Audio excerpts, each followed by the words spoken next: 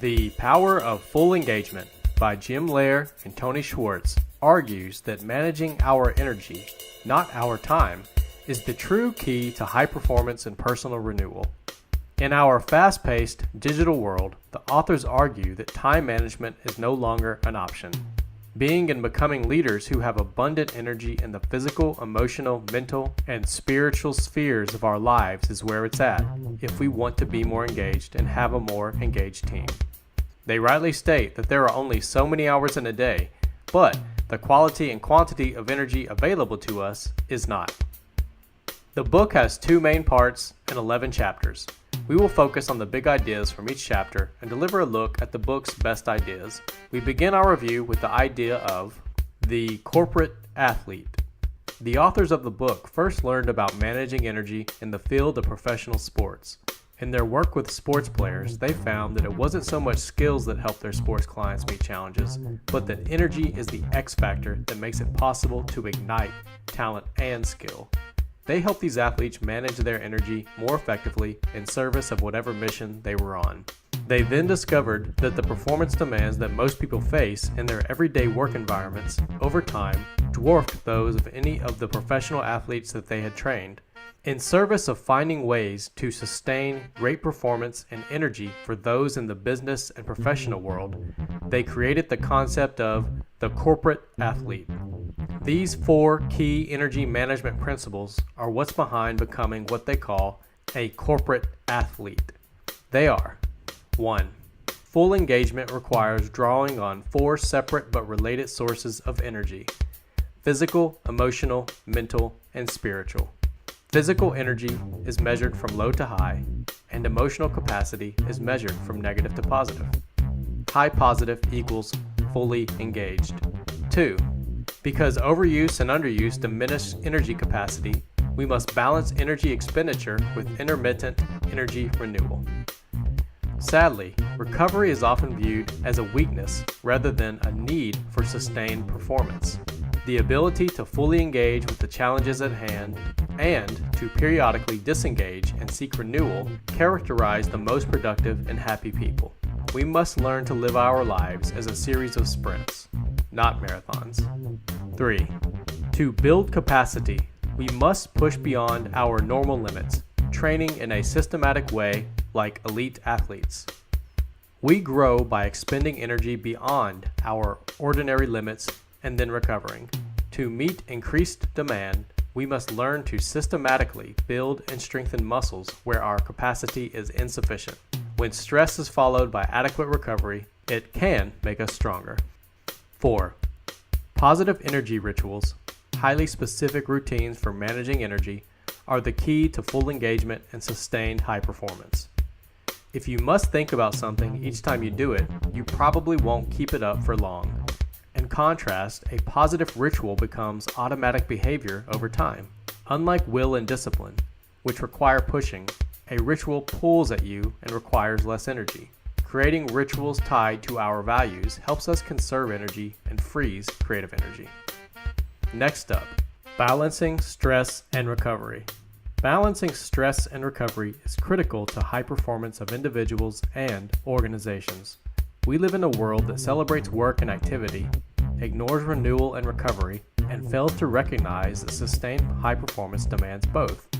We must learn to establish stopping points, inviolate time to step off the track, cease processing information, and shift our attention from achievement to restoration. As human beings, we spend and recover energy, a process called oscillation.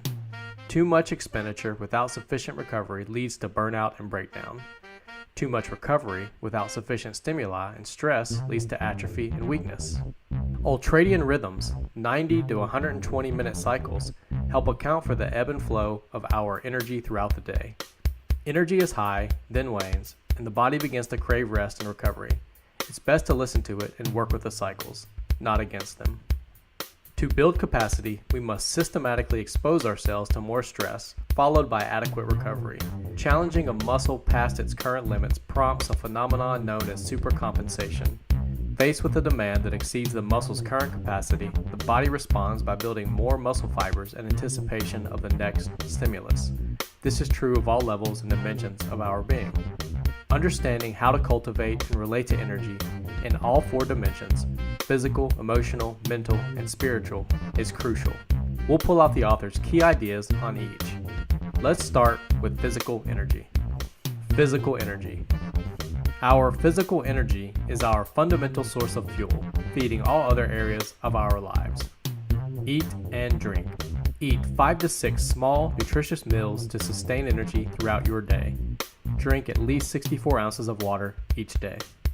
Take recovery breaks every 90 to 120 minutes, alternating between work and rest, such as a 10 to 20 minute break. Breathe. A simple antidote to anger and anxiety is abdominal breathing, which both summons energy and triggers relaxation. Breathe in through your diaphragm, meaning your abdomen moves more than your upper chest, to a count of 3, out to a count of 6. Repeat 3 to 5 times. This quiets the body, mind, and emotions. Sleep. Sleep is our most important source of renewal. Ignore myths and people who brag about how little sleep they get. Make sure you get 7 to 8 hours a night. Next, emotional energy. Emotional intelligence is simply the capacity to manage emotions skillfully in the service of high positive energy and full engagement. These muscles fuel self-confidence, self-control, interpersonal effectiveness, and empathy. To perform at our best, we must access pleasant and positive emotions, the experience of enjoyment, challenge, adventure, and opportunity. Pleasure is a critical ingredient in sustained performance. Negative emotions serve our survival instincts, but at a cost. In the context of performance, they are energy inefficient. The heart of effective management is the ability to communicate consistently positive energy. The heart of effective leadership is the ability to summon positive emotions during periods of intense stress. Any activity that is enjoyable, fulfilling, and affirming serves as a source of emotional renewal and recovery. We move on to mental energy. Mental capacity is what we use to organize our lives and focus our attention. Realistic optimism is the mental energy that best serves full engagement. See the world as it is, but always work positively toward a desired outcome or solution. Changing mental channels activates different parts of the brain and facilitates creativity. Negative thoughts may help to direct attention to important but unmet needs, such as food, rest, and emotional support. If we heed these signals, they can be useful.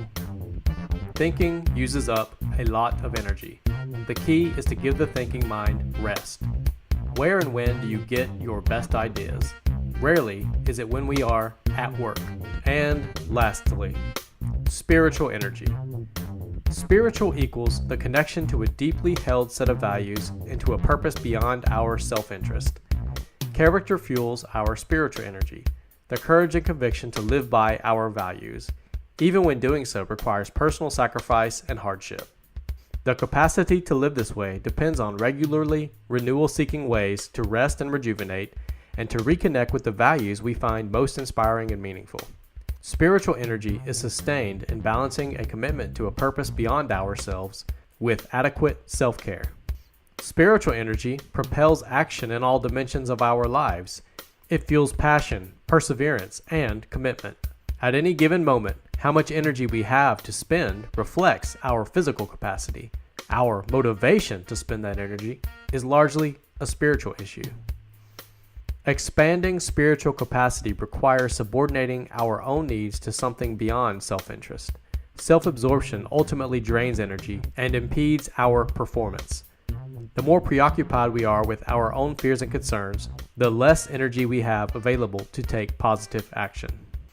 3 principles create the foundation to keep our energy, our most valuable asset, abundant and high quality. They are purpose, truth, and action. We now delve into each of these concepts. Purpose.